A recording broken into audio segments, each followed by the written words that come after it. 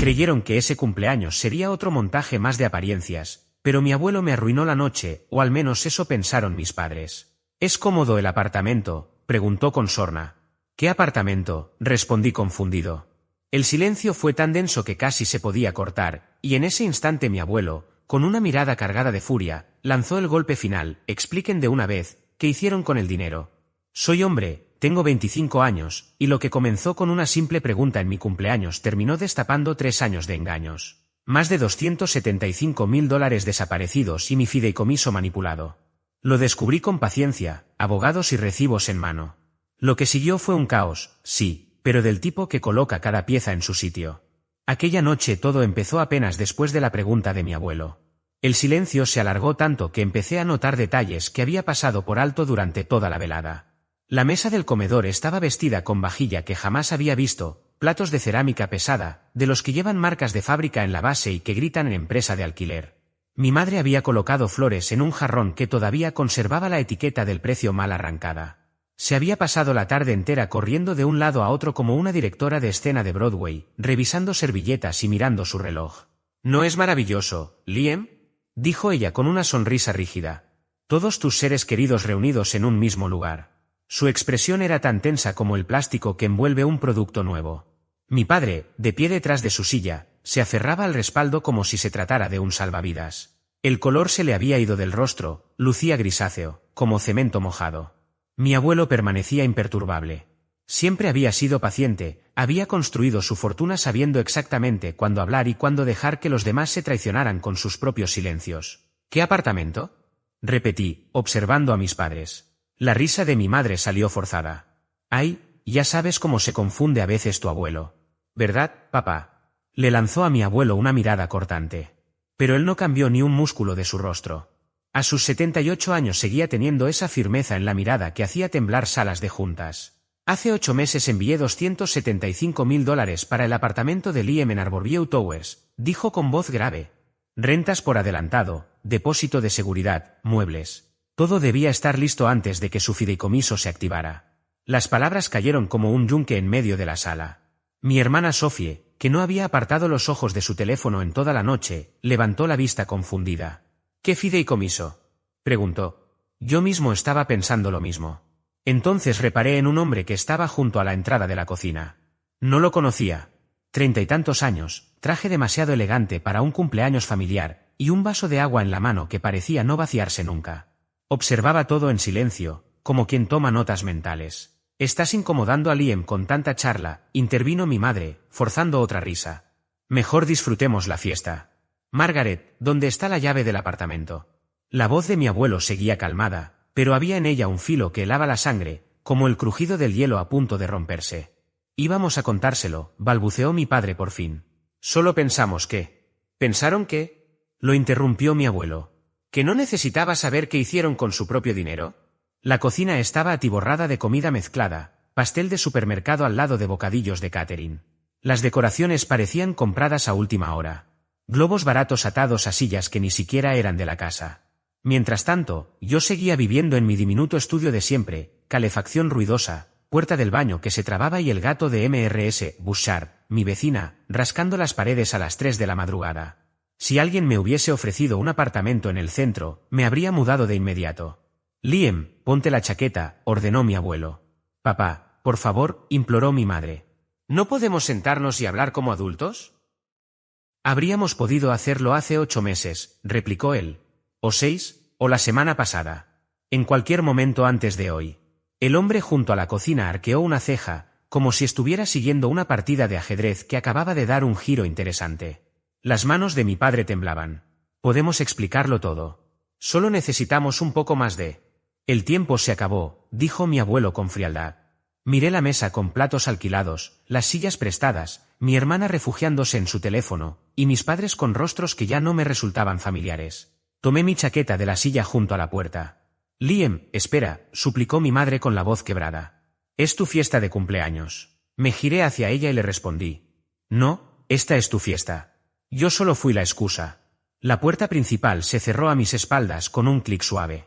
Afuera, el viejo Camry de mi abuelo estaba estacionado al lado de una camioneta negra desconocida, de esas que parecen prestadas para aparentar. «Sube», dijo él sacando las llaves. Necesitamos hablar.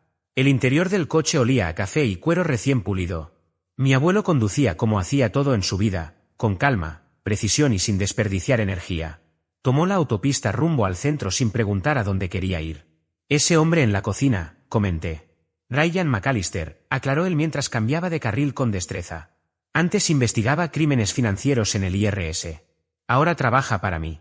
Llegamos al estacionamiento subterráneo de Arborview Towers. Mi abuelo sacó de la guantera un llavero electrónico con mi nombre grabado. Subimos en silencio al piso 32. Apenas 2 horas antes estaba comiendo pastel barato y pensando si debía cambiar mi microondas roto, y ahora me encontraba abriendo una puerta que me dejó sin aliento. El apartamento tenía ventanales de piso a techo con vista al río Mississippi. La ciudad se extendía como un tablero iluminado frente a mí. Había instalado sistemas de seguridad en edificios así, pero nunca pensé en vivir en uno. El mobiliario parecía escogido para mí, líneas limpias, cómodo, sin ostentaciones. Hasta una membresía de gimnasio me esperaba en la encimera de la cocina, sellada y con fecha de hace 8 meses, justo cuando mis padres empezaron a estrenar coches nuevos. Todo parecía recién comprado, electrodomésticos con garantías aún sin registrar, alacena surtida con productos alineados como en exhibición, cubiertos en su empaque original. Un espacio preparado para mí mucho antes de que yo supiera de su existencia. 275.000, dijo mi abuelo desde la sala. 2 años de renta pagada por adelantado, mobiliario, depósitos. Todo listo para ti. Quise asegurarme de que estuvieras instalado en un lugar digno antes de que se activara tu fondo fiduciario, dijo mi abuelo con seriedad. ¿Fondo fiduciario? Aquella palabra me golpeó como si fuera un idioma desconocido. Jamás me habían hablado de eso. ¿De cuánto estamos hablando?, pregunté. $760.000, respondió Edward Montgomery, su voz cargada de un peso que anticipaba más malas noticias. Debería haberse liberado en tu cumpleaños número 25. Hice un cálculo rápido. Mi cumpleaños había sido hacía apenas 3 semanas. Ese dinero ya debería estar en mis manos, pero no lo estaba. Alguien ha estado adelantando retiros desde hace años, continuó. Tus padres, con sus contactos en los bancos, encontraron la manera de acceder al capital antes de tiempo. Mi abuelo se dirigió hacia la ventana con las manos entrelazadas detrás de la espalda. Ryan McAllister ha estado rastreando todo el movimiento, añadió. Percibe rastros que la mayoría de los investigadores pasan por alto. Mientras tanto, abrí el refrigerador del apartamento en el que me encontraba. Estaba vacío, salvo por una canasta de bienvenida con queso, galletas y una botella de agua con gas importada, cuyo precio probablemente superaba mi presupuesto semanal en víveres. ¿Cuánto queda?, pregunté. Tal vez 30.000, si tenemos suerte. Miré a mi alrededor. Estaba en la cocina de un lugar que no podía costear, rodeado de pertenencias que no había comprado y con una membresía de gimnasio que jamás había firmado. La situación entera parecía sacada de la vida de otra persona. Sin embargo, no sentí rabia todavía, sino algo más gélido, una certeza amarga. Mis padres habían arruinado mi futuro, me habían sonreído en mi fiesta de cumpleaños mientras gastaban mi dinero en construir nuevas vidas. Todo lo de esa noche había sido una farsa para prolongar su mentira un poco más. ¿Ryan cree que podemos recuperar algo?, pregunté finalmente. La mayor parte, quizás todo, dependiendo de los activos que aún conserven. Pero llevará tiempo, procesos legales, reclamaciones financieras, incluso cargos criminales si decidimos presionar. ¿Cuánto tiempo? Meses, contestó mi abuelo. Entré en el dormitorio principal. Una cama king size con sábanas impecables, cajones que se deslizaban como nuevos, un espacio intacto. ¿Quieres que pase la noche aquí?, pregunté. Quiero que pienses en lo que harás a partir de ahora, lejos de ellos, respondió Edward. Observé el cuarto que se suponía debía haber ocupado durante 8 meses. El armario estaba vacío, salvo por algunas perchas alineadas con precisión. Está bien, dije. Mi abuelo asintió y salió del apartamento. Antes de irse, dejó en claro. Ryan te llamará mañana. Él te explicará las opciones legales. Me quedé en la sala de estar mirando las luces de la ciudad. En algún punto de esa urbe, mis padres estarían sentados a la mesa con platos alquilados, buscando cómo justificar lo que no tenía justificación. Cerré la puerta con doble cerrojo, el chasquido me resultó extrañamente satisfactorio, como si hubiera trazado una línea definitiva, aunque en silencio. A la mañana siguiente, a las 9 en punto, Ryan llegó con café y un maletín. Se movió por el apartamento como si estuviera recogiendo pruebas, y en cierto modo lo hacía. Tu abuelo me contó lo esencial, dijo mientras montaba su computadora en la mesa del comedor, pero tenemos que profundizar. 20 minutos después, Edward apareció con una caja de pasteles de algún lugar que no aceptaba tarjetas. Se acomodó junto a la ventana y dejó que Ryan llevara la reunión. Ryan abrió registros bancarios, columnas de números, fechas y códigos que para cualquiera serían incomprensibles. Para él, sin embargo, cada cifra relataba una historia. El fondo estaba estructurado para liberarse automáticamente en tu cumpleaños número 25. Eran $760.000, administrados por Northfield Corporate Trust. Continuó desplazándose por páginas de datos financieros. Alguien ha estado suplantándote por casi 3 años, afirmó, mostrándome cartas falsificadas con mi nombre y una imitación de mi letra, además de llamadas realizadas desde teléfonos vinculados a direcciones en las que jamás había vivido. El banquero debió haberte contactado directamente, agregó. Es el protocolo básico para autorizar distribuciones adelantadas. En vez de eso, aceptó los números de devolución de llamada que le dio el impostor. La negligencia es asombrosa. ¿Cuánto se llevaron? Pregunté. Difícil precisarlo. En los últimos 36 meses se registraron retiros por un total de 640.000. Eso deja, con suerte, 120.000, siempre que no hayan hallado otros huecos para extraer más. Entonces tenemos que movernos ya. Exacto, respondió Ryan. Denuncias por robo de identidad, congelar cuentas, levantar un muro legal que los bloquee de inmediato. Me entregó una lista, la declaración jurada de robo de identidad de la FTC, congelación de crédito en las 3 agencias principales, reportes de fraude en los bancos y una denuncia formal ante la policía de Minneapolis. La mayoría de estos trámites debes iniciarlos tú, explicó. Yo te guiaré, pero los reportes deben salir con tu nombre. Pasé las siguientes 4 horas entre llamadas y formularios en línea. La declaración ante la FTC fue directa tras comprender el sistema. Las congelaciones de crédito también resultaron sencillas. Experian, Equifax y TransUnion tenían portales digitales preparados para estas emergencias. Con cada bloqueo, mi perfil crediticio quedaba blindado, como un cofre sellado. Las denuncias a los bancos fueron más tediosas, cada uno quería su propio papeleo, su versión particular de la misma historia.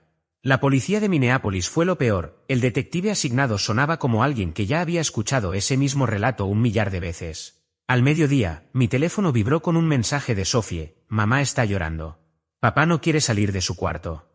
¿Qué está pasando? Me quedé mirando la pantalla unos minutos, pero no contesté. Mientras yo me sumergía en los trámites, Ryan realizaba más llamadas. Su manera de hablar, directa y con códigos compartidos, dejaba en claro que tenía viejas conexiones. Tus padres cometieron errores, comentó después de colgar. Usaron el dinero robado en compras rastreables, pagos de tarjetas, remodelaciones, préstamos de autos. Dejaron un rastro digital evidente. Edward permaneció casi todo el tiempo en silencio, aunque cuando hablaba hacía las preguntas justas, las que iban directo al corazón del problema. Había construido su fortuna entendiendo cómo fluye el dinero y cómo se gestiona el riesgo. Para las 4 de la tarde teníamos una base sólida, denuncias por robo de identidad presentadas, créditos congelados, bancos advertidos, reporte policial entregado, todo con documentos y sellos de tiempo. Ahora necesitamos presión legal, cerró Ryan, apagando su computadora portátil.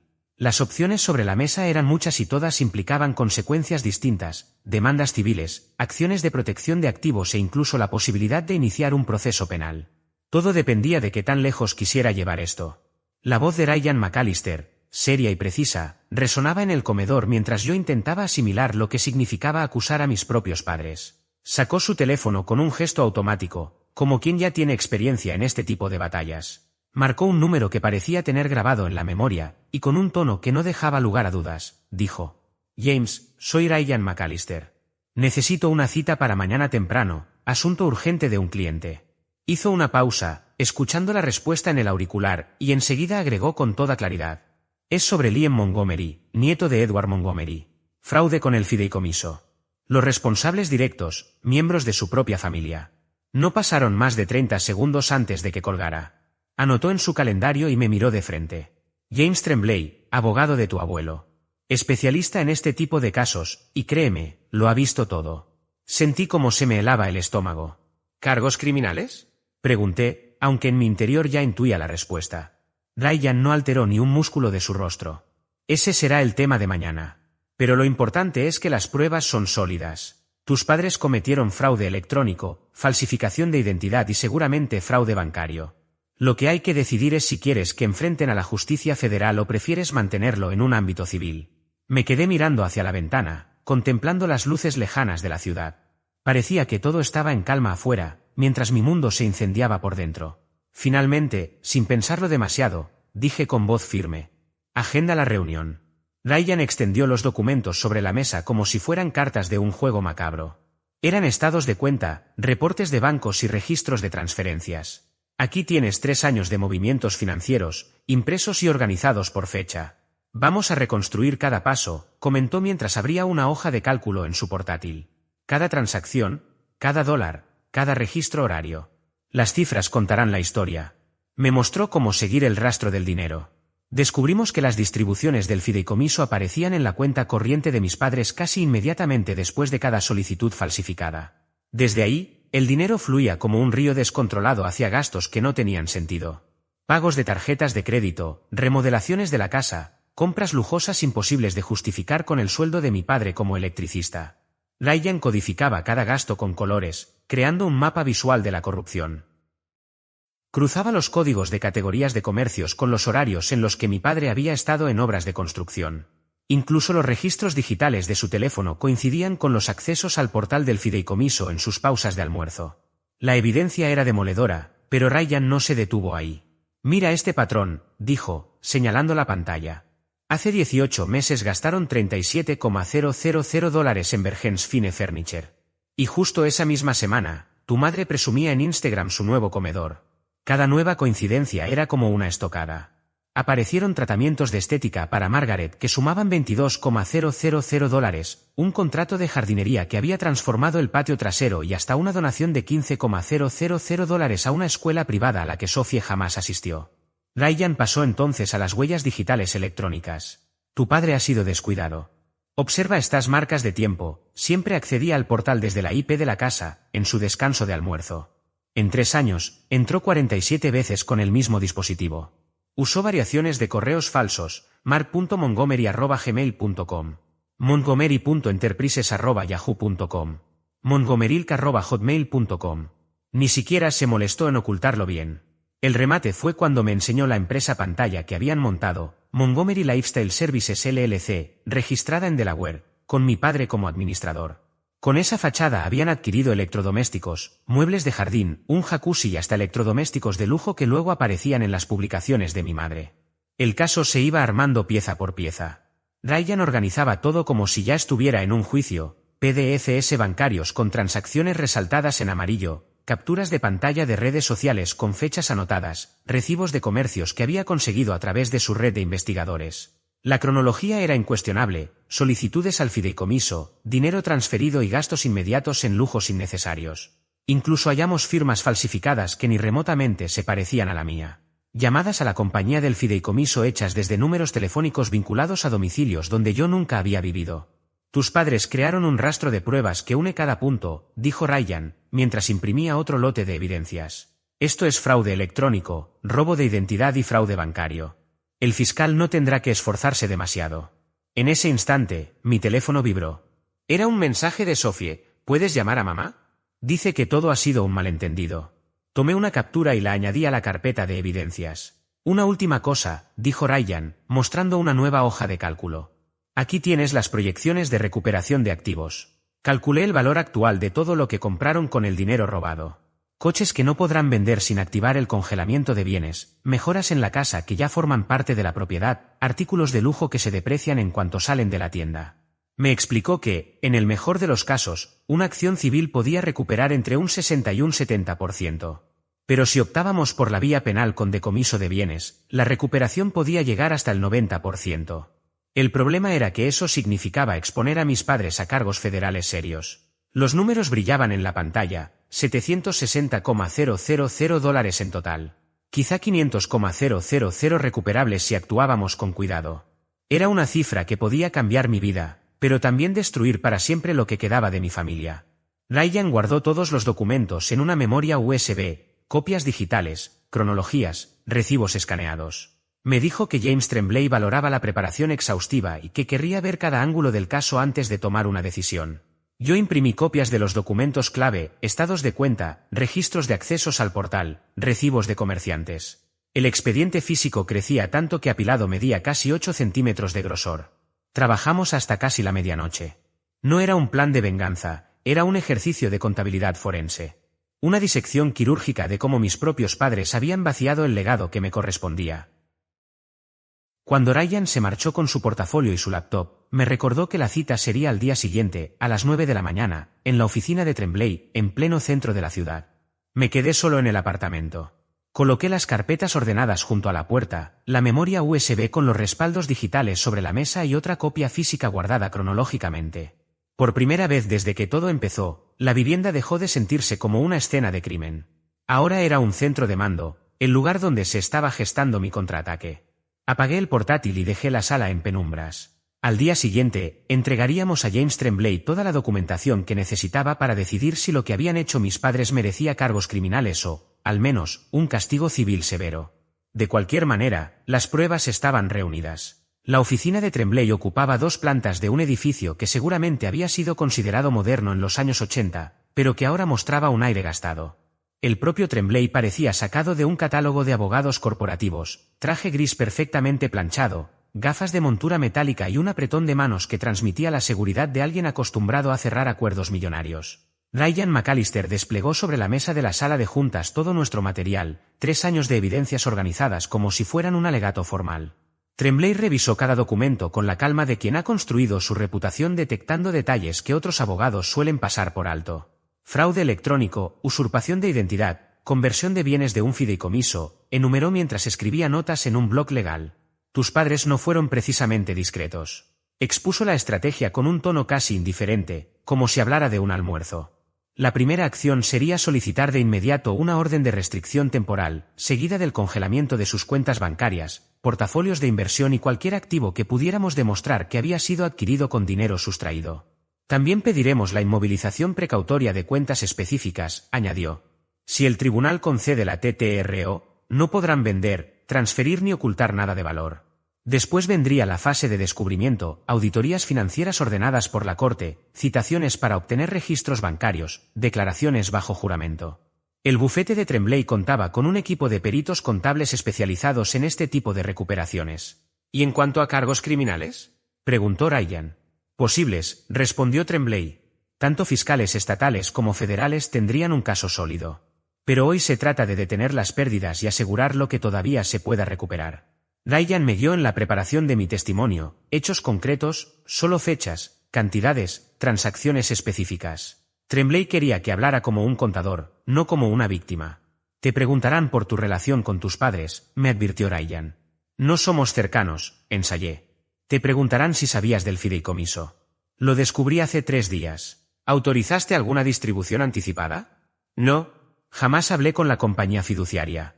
Mientras ellos finalizaban las presentaciones electrónicas para el tribunal, yo invertí 1 hora blindando mis cuentas, cambié contraseñas, activé doble autenticación, redirigí mi correspondencia a Arbovieu, configuré alertas de seguridad, bloqueé mi tarjeta SIM con un código. Mi abuelo, Edward Montgomery, llegó mientras la asistente de Tremblay presentaba las mociones de emergencia. Revisó la documentación con la misma atención con la que, 40 años atrás, debió haber revisado fusiones empresariales. Hagámoslo limpio, dijo mientras firmaba donde se le indicaba. Nada de espectáculos públicos ni circo mediático, solo la ley cumpliendo su propósito. El secretario de la Corte confirmó que nuestra audiencia sería al día siguiente por la tarde. La jueza asignada, Patricia Laurent, División Comercial del Tribunal del Condado de Hennepin. Tremblay conocía bien su reputación, minuciosa, poco tolerante a disputas familiares, imparcial cuando la evidencia era clara. Querrá ver registros bancarios, no historias trágicas, me advirtió. Los abogados de tus padres intentarán presentar esto como un malentendido familiar. Laurent no lo aceptará si nos mantenemos en los números. Ryan guardó sus documentos satisfecho. La parte pesada quedaba en manos del bufete. Lo mío era más sencillo, acudir a la audiencia, contestar con la verdad y dejar que las pruebas hablaran. De camino a casa me detuve en un supermercado y compré pollo, arroz y algunas verduras. Por primera vez en días, mi teléfono permaneció en silencio, sin mensajes de Sophie, sin llamadas de números desconocidos. Mis padres probablemente estaban reunidos con su propio abogado, buscando cómo justificar 3 años de saqueo ante una jueza. Cené frente a las ventanas de piso a techo, observando las luces de la ciudad. Al día siguiente me esperaba una audiencia, argumentos legales y quizás, un choque directo con las personas que solían ser mi familia. Esa noche, sin embargo, solo hubo comida sencilla y un lugar que por primera vez sentía como hogar. Me acosté a las 10:30 y dormí 8 horas sin interrupciones, sin sueños. El edificio del Tribunal del Condado de Hennepin olía a cera de piso y burocracia. Las luces fluorescentes iluminaban con dureza pasillos de mármol gastado, transitados durante décadas por quienes caminaban hacia sus juicios. Tremblay llevaba las pruebas en un maletín de cuero. Ryan avanzaba junto a mí con la seguridad de alguien habituado a testificar en instancias federales antes del desayuno. Mis padres estaban en la mesa de los demandados junto a su abogada, una mujer de mediana edad con rostro de especialista en control de daños. Mi padre no levantaba la mirada de sus manos. Mi madre, Margaret, se aferraba a la esperanza de que algo interrumpiera el proceso, mirando la puerta como si esperara una alarma de incendio. Sophie se encontraba sentada detrás de ellos, con la misma expresión que solía tener en los exámenes de matemáticas en el colegio cuando no había estudiado. A las 2 en punto exactas, la jueza Laurent ocupó su lugar en el estrado. Era más joven de lo que imaginaba, quizás poco más de 40 años, con una mirada directa que debía hacer vacilar a más de un abogado en sus alegatos iniciales. Tremblay expuso nuestro caso con la precisión de un informe financiero para accionistas, desde el anexo A hasta el R, todos los registros bancarios resaltados y clasificados, los accesos al portal fiduciario ordenados cronológicamente. Cada documento aportaba una parte del relato, pero juntos componían un cuadro irrefutable. Las distribuciones del fideicomiso se solicitaron mediante correspondencia falsificada, explicó Tremblay, señalando comparaciones de firmas proyectadas en pantalla. 36 episodios distintos de suplantación de identidad en 3 años, sumando un fraude de $640.000. La jueza examinó cada prueba con atención, formulando preguntas precisas sobre protocolos bancarios, procesos de verificación y el incumplimiento del fiduciario al aplicar sus propias normas de seguridad. Luego me llamó a testificar. El estrado se sintió como un foco encendido sobre mí. Respondí con frases cortas y concretas, tal como Ryan me había entrenado. ¿Autorizó alguna distribución anticipada de su fideicomiso? No. ¿Ha tenido comunicación alguna con Northfield Corporate Trust antes de esta semana? No. ¿Residió en alguna de las direcciones utilizadas para la verificación? No. ¿Sabía de estas distribuciones antes de su cumpleaños? No. La abogada de mis padres intentó enredar el asunto durante el contrainterrogatorio. La abogada de mis padres comenzó con preguntas que parecían inocentes, pero que tenían un filo envenenado. Habló de mis vínculos familiares, de los supuestos apoyos financieros que había recibido en años anteriores, y de si alguna vez había mostrado interés en tener acceso anticipado a los fondos del fideicomiso. La intención era clara, intentar justificar el robo como un malentendido o incluso como un gesto de ayuda hacia mí. ¿No es posible que tus padres pensaran que contaban con tu permiso?, insinuó, con una sonrisa ensayada que no llegaba a sus ojos. Respiré hondo antes de contestar, con firmeza. Falsificaron mi firma 36 veces. Nunca tuve oportunidad de dar permiso, porque jamás supe que el fideicomiso existía. En ese momento intervino James Tremblay, y fue como ver a un cirujano desplegar sus instrumentos con precisión. Su redirección fue tan meticulosa que dejó a la otra parte sin margen de maniobra. Presentó pruebas técnicas imposibles de refutar, huellas digitales de dispositivos que coincidían con el teléfono de mi padre accediendo al portal del fideicomiso, registros de direcciones IP que demostraban ingresos desde la red de su casa durante los descansos de almuerzo, y marcas de tiempo que vinculaban las solicitudes fraudulentas con compras de lujo realizadas apenas minutos después. El abogado de mis padres intentó desviar el tema, pero cada palabra lo hundía más. No tenía cómo explicar la avalancha de evidencia digital que conectaba de manera directa cada solicitud falsa con los dispositivos de mi padre. El aire en la sala se volvió denso, como si todos comprendieran de golpe que ya no quedaban excusas posibles. La jueza Patricia Laurent pidió un receso de 15 minutos para revisar los documentos. Cuando regresó, su rostro reflejaba la decisión ya tomada. Su voz fue clara, firme, y no dejó espacio para interpretaciones. Ordenó de inmediato una restricción temporal. Mis padres quedaban prohibidos de acceder, transferir o disponer de cualquier activo adquirido con los fondos del fideicomiso. Además, decretó el congelamiento de todas sus cuentas bancarias principales, portafolios de inversión y líneas de crédito. Todo lo que estuviera financiado con dinero robado quedaba bloqueado hasta que se emitiera una sentencia final. No se detuvo ahí. Mandó a realizar una auditoría forense completa, liderada por el equipo de Tremblay. Eso significaba un inventario exhaustivo de activos, un análisis transaccional de cada movimiento y proyecciones detalladas de recuperación. Mis padres debían abrir toda su historia financiera, sin reservas, a la mirada de profesionales que no dejarían pasar ni un error de redondeo. La corte fijó plazos estrictos, tenían 4 semanas para presentar 3 años completos de registros financieros, estados de cuenta bancarios y comprobantes de compra. La jueza fue tajante al dirigirse a ambas partes. Este tribunal no está aquí para atender discusiones familiares. Lo que tenemos es un patrón claro de robo de identidad y conversión indebida de bienes del fideicomiso. Las medidas civiles se resolverán con hechos verificables, no con argumentos emocionales. Agendó la próxima audiencia para 6 semanas después y levantó la sesión. El abogado de mis padres se inclinó sobre ellos en la mesa de los demandados, susurrando con desesperación. El semblante de mi padre era el de un hombre derrotado, como si cada minuto lo envejeciera un año. Mi madre apenas podía sostener el pañuelo con el que se secaba las lágrimas, pero ya no lograba ocultar el desmoronamiento de su imagen pública. Sophie, mi hermana, que había mantenido hasta entonces un aire de confusión defensiva, se giró hacia mí. Por un instante, sus ojos mostraron un destello de arrepentimiento. Abrió la boca como si quisiera decir algo, pero se contuvo y se limitó a seguir a nuestros padres hacia la salida, arrastrando los pies. Mientras tanto, Tremblay mostró una calma profesional impecable. En el pasillo, estrechó la mano de la contraparte con esa cortesía gélida que distingue a quienes saben separar el trabajo de lo personal. Para él, todo esto no era más que un caso entre muchos. ¿Se presentarán cargos criminales?, le pregunté mientras caminábamos hacia los ascensores. La evidencia es suficiente para procesos tanto estatales como federales, contestó sin titubeos. Fraude electrónico, robo de identidad, conversión de activos. Pero ese es un camino aparte. Lo de hoy era asegurar que quedara algo por recuperar. Ryan McAllister, siempre práctico, ya delineaba los siguientes pasos: cálculos de recuperación, cronogramas de restitución, coordinación con los contadores forenses que ejecutarían la auditoría ordenada por el tribunal. Explicó que mis padres habían dejado un rastro tan detallado de su gasto que, en lugar de ocultar el delito, habían creado un mapa perfecto para reconstruirlo. En la mayoría de los casos, rastrear el dinero es un rompecabezas que lleva meses, dijo. Aquí prácticamente nos entregaron las piezas ordenadas. Entonces, ¿qué ocurre ahora?, pregunté.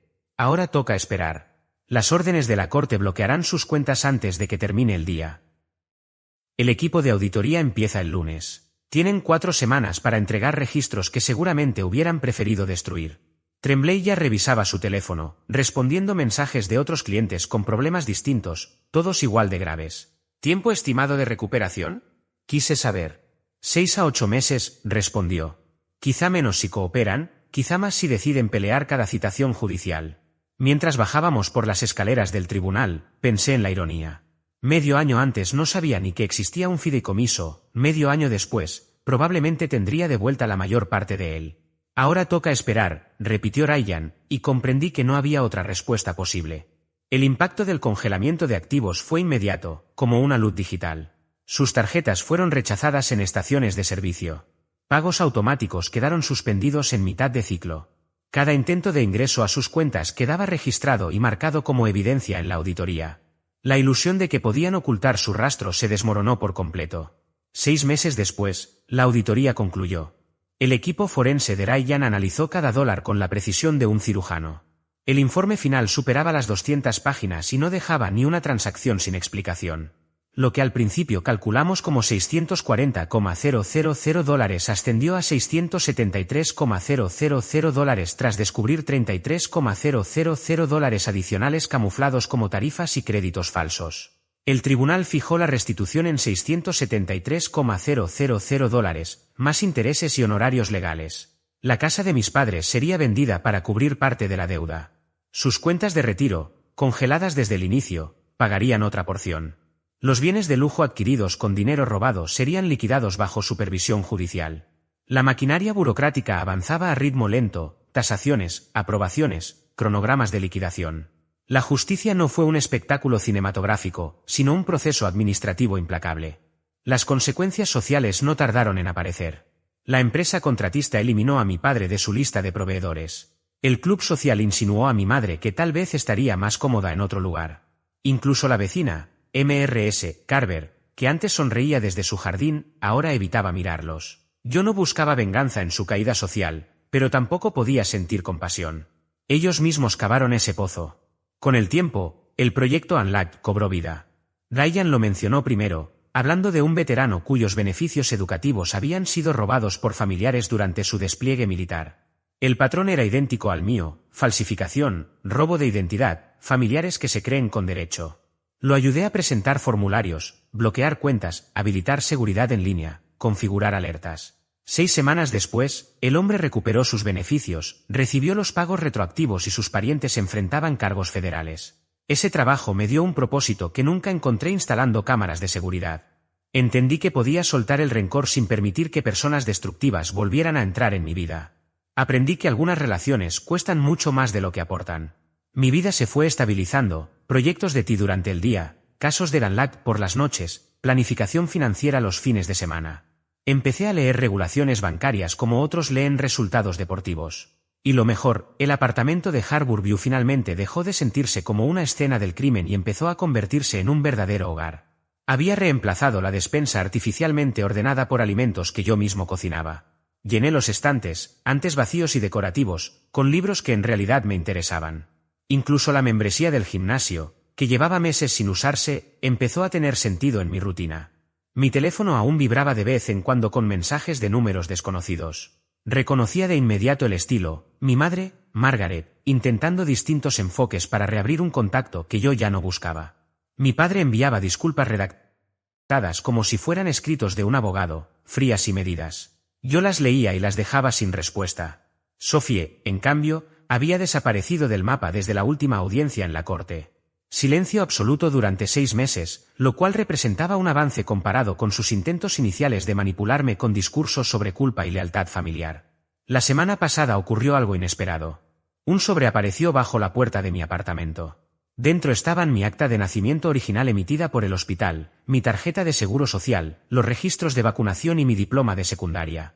Documentos que siempre habían estado guardados en la casa de mis padres. No había carta, ni explicación, solo los papeles que necesitaba para cortar de manera definitiva cualquier dependencia con ellos. Era obvio que Sophie los había tomado en alguna de sus visitas a la casa.